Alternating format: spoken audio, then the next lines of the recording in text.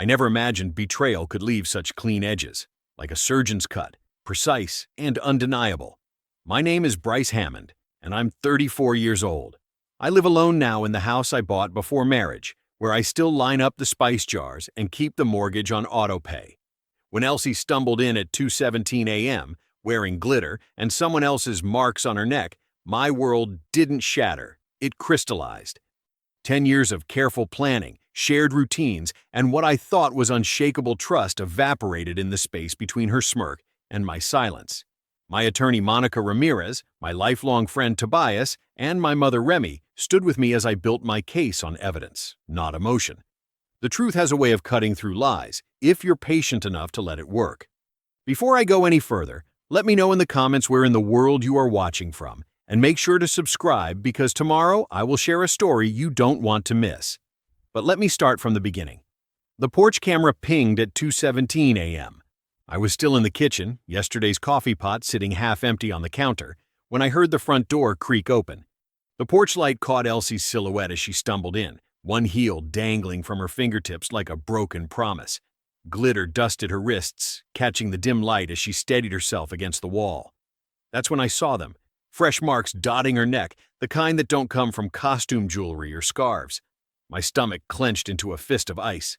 "Where were you?" I kept my voice level, though my hands wanted to shake. She slumped into one of our kitchen chairs, waving me off with a lazy flick of her wrist. The gesture scattered more glitter across our clean floor. "I needed a night," she said, words slurring slightly. "You've been boring, Bryce." "Say his name." "What name?" A smirk played at the corner of her mouth. "You think I owe you a report for breathing? You owe me the truth." The coffee pot reflected our kitchen lights, making everything feel surreal, like a stage set for someone else's drama. She pushed herself up, swaying slightly. "Maybe if you didn't treat life like a checklist, I wouldn't have needed to remember I'm alive." "You don't remember you're alive by borrowing someone else's mouth." The words came out harder than I'd intended, but I didn't take them back. She stood so fast her chair shrieked against the tile. "You don't get to judge me. You're not exciting. I wanted one night." "That's all. One night is enough." I walked to the hall closet, pulled out her overnight bag, the one she'd used for our last vacation together. "Shoes, charger, whatever you need. You're leaving. Tonight." Her mouth fell open, mascara still smeared beneath her eyes. "You can't throw me out!" "I can," I said, my voice steady as a heartbeat. "And I am." She stormed down the hallway, cursing under her breath as she yanked clothes from hangers. I pulled out my phone, opened the smart lock app, and changed the code while she watched. Her face twisted when she realized what I was doing. "You're making a mistake," she spat, stuffing a handful of jewelry into her bag. I didn't answer. Sometimes silence says everything. The door slammed behind her at 2:43 a.m. I watched through the window as she called a ride, her broken heel still clutched in one hand like some twisted Cinderella who'd ruined her own fairy tale. When sunrise painted the kitchen in shades of amber, my phone lit up with her texts. "Hope you're ready for war. Half that house is mine. My lawyer will love this. The car's in my name. Remember who paid for it? You'll be sorry you didn't beg me to stay." I set the phone face down on the counter, next to that half-empty coffee pot that had witnessed everything. The quiet morning light streamed through my kitchen window, highlighting dust motes and glitter that would need to be swept away. The morning sun felt like an accusation. I stood in my kitchen, our kitchen, her kitchen, my kitchen, the labels kept shifting, and watched the coffee drip into the pot I'd cleaned after yesterday's grounds. My phone buzzed again, another text from Elsie. "You think you can just lock me out? I paid for that security system." Actually, I had, just like I'd paid for the house, the car she was threatening to take, most of our life together. But facts didn't matter in her world right now. I scrolled through her messages again, each one more hostile than the last. That's when Tobias called. "You up?" "Haven't slept." "Listen," he said, his voice gravelly with concern. "I know someone. Monica Ramirez. Family law. She doesn't play games." 2 hours later, I sat in Monica's office, a sleek space with walls the color of thunderclouds. She wore a charcoal suit and had her dark hair pulled back severely, her expression neutral as she reviewed the evidence on her tablet. "The timestamps are clear," she said, pausing the porch camera footage at 2:17 a.m. "And these marks on her neck?" "Not mine," she nodded, swiping to the rideshare receipts I'd pulled from our shared account. Midtown Hotel pickup at 1:45 a.m. Another swipe. And this screenshot? From her friend Bree. I leaned forward. She sent it to Elsie, but Elsie left her phone unlocked on the kitchen counter last week. Monica read aloud. Ryder says last night was insane. She set the tablet down. Mr. Hammond, what do you want from this process? My house, my savings, my peace. Good. She folded her hands. Keep everything professional. No social media. No retaliation. Evidence wins cases, not emotions. I was nodding when my phone buzzed again. Elsie, Mom and I are coming over. We need to talk. They arrived at 7. Emmy burst through the door first, all sharp angles and sharper accusations. Elsie followed, wearing contrition like a badly fitted dress. This is ridiculous, Emmy announced, claiming my favorite armchair without asking. All couples have rough patches. A rough patch? My voice stayed level. She came home with another man's marks on her neck. She made a mistake, Emmy's voice rose. One mistake! Elsie perched on the couch arm, eyes wide and wet. I needed space, to think, to breathe. In someone else's bed? Don't be crude, Emmy snapped. Elsie needs stability. She needs to stay in her home. My home, I corrected, purchased before the marriage. We can work through this, Elsie whispered. I'll do counseling. Whatever you want. I need the house. For stability. The word hit me like a slap. Stability.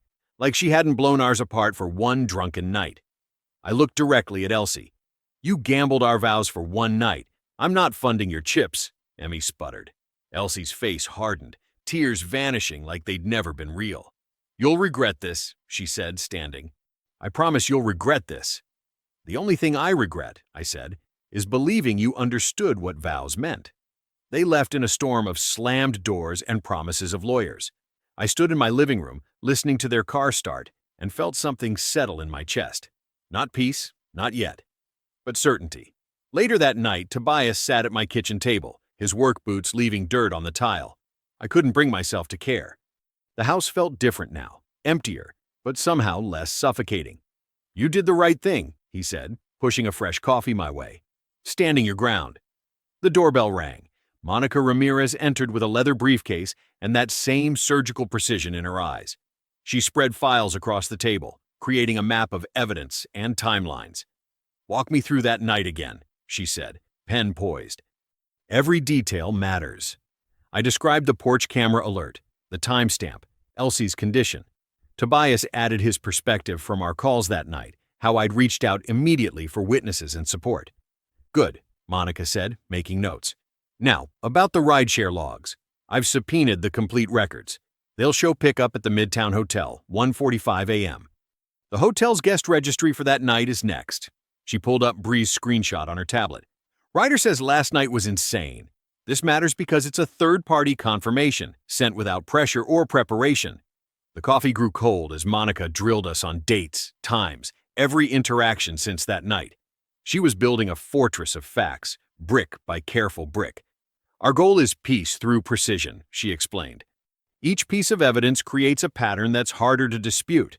The judge will see premeditation in the hotel booking, recklessness in the timing, and calculation in her financial threats. 2 weeks later, we had our first hearing. The courtroom smelled like old wood and anxiety. The judge, a woman with steel gray hair and reading glasses on a chain, studied our evidence with deepening frown lines. These timestamps are concerning, she said, reviewing the late-night footage. And the financial documentation? Monica stood, calm as winter. Mr. Hammond's premarital assets are clearly segregated, Your Honor. The house deed predates the marriage by 14 months. His savings account has maintained separate status throughout. She presented bank statements, property records, a paper trail that proved what was mine before Elsie. The judge nodded slowly. The court acknowledges the separate property status, she said. And these hotel charges? For the first time since that night, I felt something unlock in my chest. Not happiness. I wasn't ready for that. But relief, maybe. The kind that comes from watching truth stand up straight. That night, I slept through until morning. No alerts, no messages, no phantom sounds of keys and locks. My phone buzzed once, Mom checking in like she had every day since this started. "You're going to be fine," her text read. I believed her. That was my mistake. The knock came at 2:30 the next afternoon. A process server, looking bored and official. "Bryce Hammond?" He held out a thick envelope. "You've been served. Emergency protective order. You need to vacate the premises immediately." My hands shook as I read Elsie's affidavit. She claimed I'd menaced her that night, that I'd pushed her while throwing her out. Lies. Every word. But lies with legal weight. I had 14 days to prove she was lying. 14 days away from my own home. The papers trembled in my grip. Somewhere in the city, Elsie was probably smiling, thinking she'd found my weakness. She hadn't. She'd just shown me hers. I stood in my doorway, the protective order heavy in my hands as the process server's car pulled away. The pages shook as I read Elsie's affidavit again, each word a calculated knife. Menacing behavior, aggressive intimidation, physically pushed me during the altercation. My throat tightened. 14 days, 2 weeks banned from my own home because of lies sworn under oath. "Let me see that." Tobias appeared beside me, work boots scuffing the welcome mat. He read quickly, his jaw clenching. "This is garbage, Bryce. Pure garbage." "Doesn't matter if it's garbage." My voice sounded hollow. "I have to be out. Now." Tobias pulled out his phone. "I'm calling Monica. Later." I headed for the bedroom, running on autopilot. "Help me pack first." We moved through the house like burglars in reverse, me gathering essentials while Tobias kept watch. I stuffed a duffel with clothes, toiletries, laptop. My hands faltered over the dresser where Elsie's perfume bottles still stood, collecting dust. The scent that once filled our closet now made my stomach turn. "Don't touch her stuff," Tobias warned. "Document everything exactly as it is." In the bathroom, I caught my reflection. Pale, tight-lipped, a man being erased from his own space. The medicine cabinet held the sleeping pills I'd barely touched since that night. I packed those too. "You're staying with your mom?" Tobias asked, watching me zip the bag. I nodded. "Guest room's always ready." "Smart. Witnesses matter." We did a final walkthrough. The house felt different already, like it was holding its breath. I set the security system, locked up, and handed Tobias my spare key. "Check on it when you can?" "Every day," he promised. "This is temporary, brother." 2 weeks. 2 weeks. 14 days of exile because Elsie had learned to weaponize sympathy. The humiliation burned worse than anger. Mom opened her door before I could knock. She must have seen something in my face because she didn't ask questions, just pulled me into a hug that smelled like her lavender hand cream and fresh laundry. "The guest room's ready," she said, taking my bag. "I'll make tea." The room hadn't changed since high school. Same pale blue walls, same quilted bedspread, same view of her garden. A sanctuary turned refuge. I sat on the bed, suddenly exhausted. Mom brought tea, set it on the nightstand. "Do you want to talk about it?" "Not yet." My voice cracked. "Thanks, Mom." She squeezed my shoulder and left me alone. Night came. The ceiling fan turned lazy circles, casting shadows I'd memorized during teenage summers. Down the hall, Mom's TV murmured the evening news. The lavender sachets in her linen closet scented everything with familiar comfort, but sleep wouldn't come. I checked my phone. Tobias had texted, "House is secure. This ends soon." Rolling onto my side, I stared at the dark window. Somewhere across town, Elsie was probably sleeping in our bed, satisfied that her lies had moved furniture and reshaped reality. 2 weeks of displacement, bought with false words and fake tears. Tobias came by after work the next day, still in his construction gear. We sat in Mom's kitchen, untouched coffee between us. "I won't let her lies stand," I said quietly. He nodded once, solid as bedrock. "Damn right you won't." Monica's office felt like a war room that morning, with evidence spread across her desk in precise rows. She studied the protective order again, her eyes narrowing at each of Elsie's claims. "Let's break this down piece by piece," she said, clicking her pen. "We need the full sequence from that night, not just snippets. Every frame matters." I nodded, pulling up my phone. "I've got the whole feed backed up." "Good. Show me." Together we watched the footage. There was Elsie's car swerving slightly as she parked. The timestamp glowed steady. 2:17 a.m., me opening the door, stepping aside. Elsie stumbling in, mascara streaked down her face. The moment she flung her heel across our foyer while I backed away, hands visible and nowhere near her. "Stop there," Monica said, freeze-framing the image. "Look at the distance between you. This alone destroys her pushing claim. Tobias leaned forward. What about the non-emergency call Bryce made that night? Already requested the recording. Monica made another note. You asked about changing locks legally, right? Yeah, wanted to do everything by the book. Smart. That recording will show your state of mind. Calm, seeking guidance, no threats. She tapped her pen against the desk. Now, about these messages from Bree. I pulled up the screenshots I'd saved. Bree's text to Elsie blazed on the screen. Ryder says last night was insane. This puts them together at the hotel, Monica said. And there's more, isn't there? Bree sent me everything once she realized what Elsie was claiming. I scrolled through the chat log. Here, Elsie bragging that he didn't do a thing. I left when I wanted. Monica's smile was surgical. Perfect. We'll subpoena Bree's complete message history. And Ryder? She raised an eyebrow. Time to bring him in. He won't want to testify. He won't have a choice. Hotel ledger, rideshare records, his messages to Bree, it all connects. When he's under oath, he'll have to admit where he was and who he was with. She pulled out fresh papers, drafting subpoenas with quick, efficient strokes. Evidence doesn't lie, Bryce. Every receipt, every timestamp, every logged call, they're all pieces of truth. Elsie's story is emotion and accusation. Ours is documented fact. I watched her work, feeling something solid settle in my chest.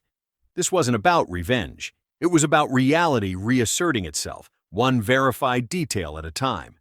The hearing will be public, Monica warned, looking up. Are you ready for that? I'm ready for the truth to come out. She nodded approvingly. Then let's give them truth they can't ignore. We'll let the evidence speak for itself. The video showing your restraint, the call recording proving your composure, the messages revealing her lies. She stacked the papers with precise movements. By the time we're done, her protective order won't just be dismissed. It'll be exposed for exactly what it is. Tobias gripped my shoulder. Truth wins, brother. I looked at the evidence spread before us, each piece a brick in the wall of reality Elsie had tried to tear down. The timestamps didn't lie. The footage couldn't be manipulated. The calls were recorded, the messages preserved. File everything, I told Monica. Every last piece. She nodded, already reaching for her court documents. Consider it done.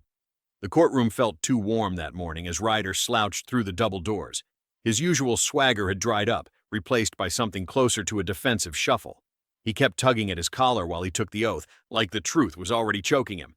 Monica rose slowly, her heels clicking against the floor as she approached. Mr. Ward, where were you on the night of March 15th? Look, I was just... He glanced at Elsie, then away. I was out. Where specifically? He shifted in his seat. The Morrison Bar downtown, then the Midtown Hotel. And who were you with? Another glance at Elsie. Elsie Hammond. What time did you arrive at the hotel? Around midnight, I guess. Monica picked up a document. The hotel's guest register shows your check-in at 11:47 p.m. Is that accurate? Yeah, that sounds right. His voice had dropped to barely above a mumble. And what did you say to Mrs. Hammond about her husband before going to the hotel? Ryder's face flushed. I don't remember exactly. Monica lifted a printed screenshot. Let me refresh your memory. Did you tell Mrs. Hammond, and I quote, he's too square to fight back? The silence stretched. Finally, yeah, I said that. Why did you say that? Objection, relevance, Elsie's attorney called out. Goes to state of mind, Your Honor, Monica responded smoothly. Directly relates to the allegations in the protective order. Overruled. The witness will answer. Ryder's jaw worked. I thought he wouldn't make trouble. That's all.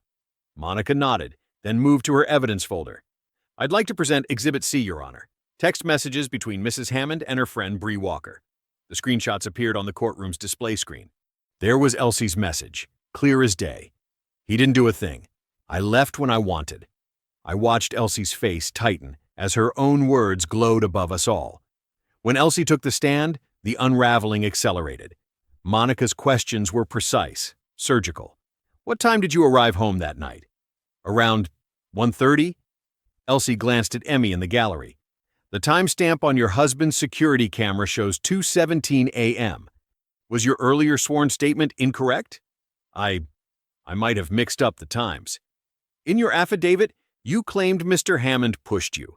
Yet in these messages to Ms. Walker, you stated you left when you wanted. which is true. He was intimidating me. The video shows Mr. Hammond stepping back while you threw your shoe. Was that intimidation? That's not... You're twisting things. Am I? Or are you having trouble keeping your story straight? Elsie's eyes darted to Emmy again, searching for support. Her mother's face had gone pale. The judge leaned forward. I've seen enough. Her voice filled the courtroom. The emergency protective order is hereby vacated. I find the affidavit not credible based on the presented evidence. I felt my shoulders loosen for the first time in weeks. Furthermore, the judge continued, exclusive possession of the marital residence is granted to Mr. Hammond, effective immediately. The gavel cracked against wood. Elsie sat frozen, her carefully constructed accusations crumbling under the weight of timestamps, recordings, and her own documented words. The heavy courthouse doors swung shut behind us, and I took my first real breath in weeks.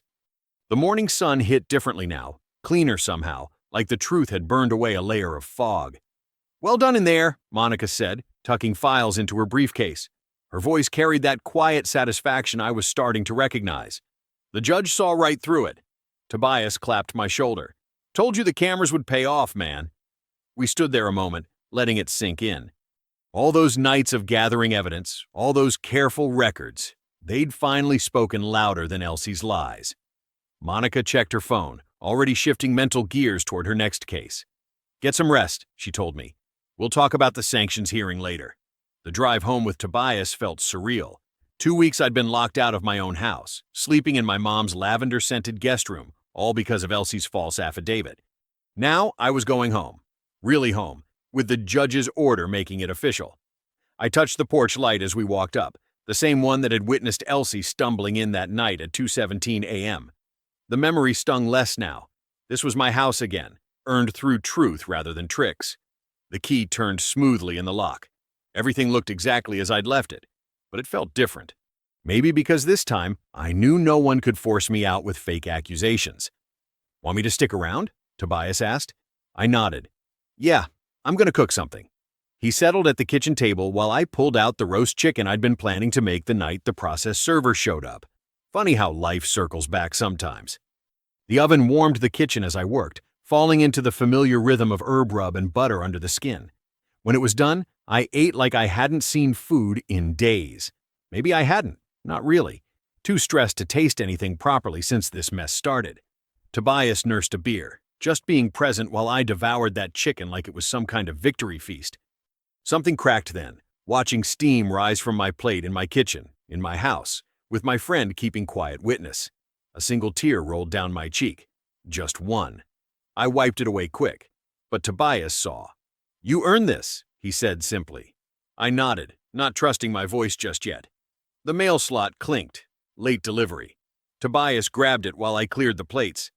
Court notice, he said, holding out an official envelope. My hands were steady as I opened it. The letter was brief but clear. Hearing scheduled for sanctions regarding false statements in Elsie's protective order affidavit. They're not letting her slide on the lies, Tobias said, reading over my shoulder. Good. I set the notice aside, focusing on loading the dishwasher. Each dish clinked into place with satisfying finality. The house hummed around us. My house, my peace, my truth finally heard. Monica's conference room felt like Switzerland, all neutral grays and polished wood, carefully designed for moments exactly like this. 2 cardboard boxes sat on the table between us, one for Elsie's remaining things from the house, one with odds and ends she claimed belonged to her. I'd arrived early, letting the familiar weight of the house keys rest in my palm one last time before setting them on the table. Monica sat in the corner, present but giving us space, while her paralegal stood ready to document the exchange. When Elsie walked in, she wore the same perfume from our wedding day. The scent hit me like a sucker punch, jasmine, and something else I could never identify. Her eyes locked onto the keys first, then drifted to the boxes. This is everything? She asked, voice carefully casual. Everything you listed. I pushed her box forward. Your mother's china, the photo albums from before we met, your degree. She nodded, fingers trailing over the cardboard rim. The silence stretched until she broke it with a sigh that was probably meant to sound wistful. You know, Bryce, we could still be friends. After all this settles. The suggestion landed like a bad joke. I studied her face, searching for any sign she understood the magnitude of what she'd done. The lies, the false accusations, the nights I'd spent exiled from my own home. "No," I said quietly. "You don't get to burn down the house and ask me to hold a match for keepsakes." Color touched her cheeks. "I made one mistake. You made dozens of choices," I corrected. Every lie was a choice. Every false statement was a choice. "Fine." Her voice sharpened. "Stay bitter. You'll be alone. That's better than being with you." The words landed clean, honest. Monica shifted in her chair, pen scratching as she noted the exchange. Elsie's mouth tightened into a thin line as she grabbed her box. The divorce finalization happened faster than I expected. The judge maintained the same stern expression from our previous hearings, reading through Monica's meticulously prepared documents with practiced efficiency. "The court finds the following distribution equitable," she announced. "The residential property at 1542 Oak Grove Lane, purchased prior to marriage, is awarded solely to Mr. Hammond. Premarital savings account ending in 4721 is restored to Mr. Hammond's separate property, Mrs.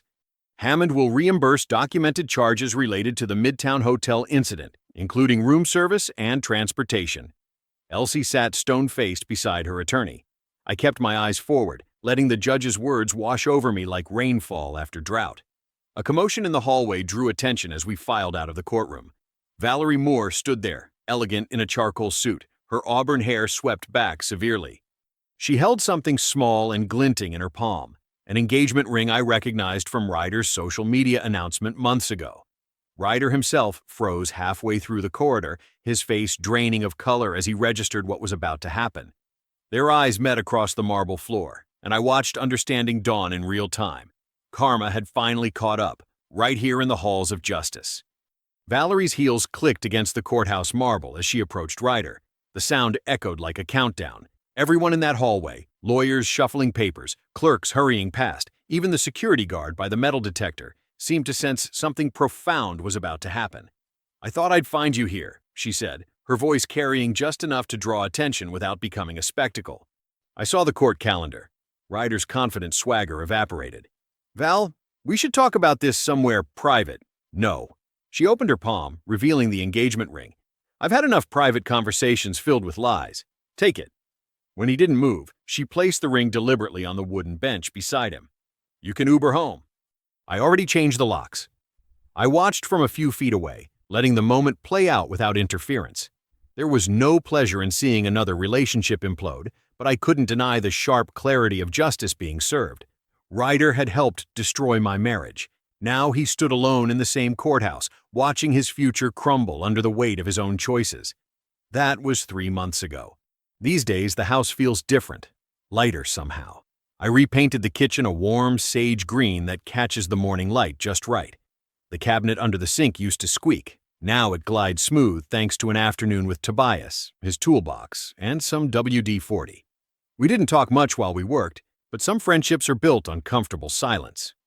Mom still drops by with containers of homemade soup, just like she did before all this started. "You're too skinny," she'll say, though I'm not.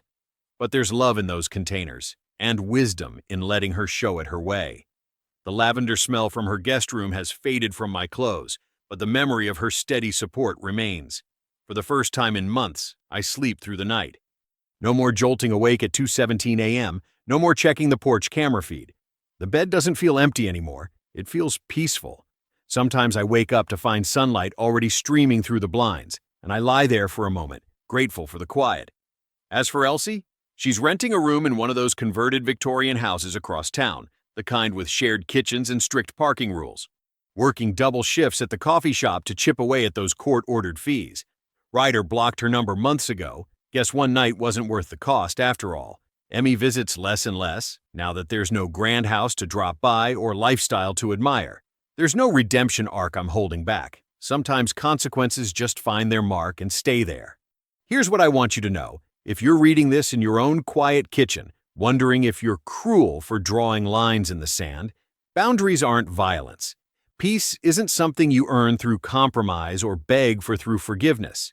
You claim it, calmly, completely, and without apologies. Let the truth do what it does best. It might take time, might cost you some sleepless nights, but eventually, justice finds its level. I learned that at 2:17 a.m., watching my marriage end. But more importantly, I learned it watching it rebuild into something better. A life where peace doesn't depend on another person's choices.